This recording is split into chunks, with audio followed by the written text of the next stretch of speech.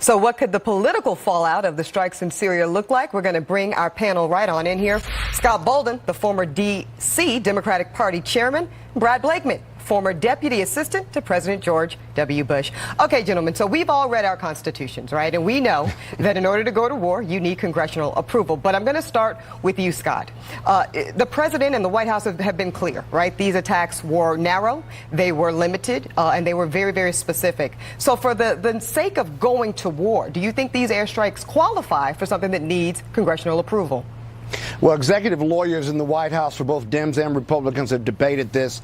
I go back to the 1973 War Powers Act that says if we're attacked or if we're going to go to war for any reason, we've got to go to Congress. But that being said, presidents have taken these as not as acts of war or acts to protect humanitarian as well as national interests. I think if the attacks continue and the line is the chemical weapons, but then he's got to go to Congress. You said if. That's an if. So as we sit here this afternoon, do you think that we've crossed that line of war? I think if he continues to bomb them regarding chemical weapons, if that's the red line, sure, he's got to go to Congress. They've done it before. Again. Got you. He certainly has the option of doing that. He should do that now. He should have done it before, and going forward, he should do it. He should go to Congress. Okay, Brad, what about that? What about he should have done it before? What's your assessment of there was a one-off strike last year around this time? We've got what's being called, at least at this point, a one-off strike at this point. Is there a need for congressional approval right now?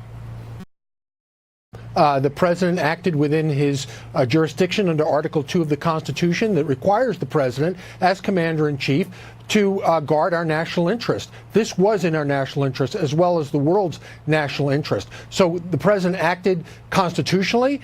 He informed Congress within 48 hours as required as to his actions. And now Congress has the ability under its powers to hold hearings, to question the president. So, Brad, let me ask you a quick follow-up around that. Sure. So right now you're saying no congressional approval needed right now today.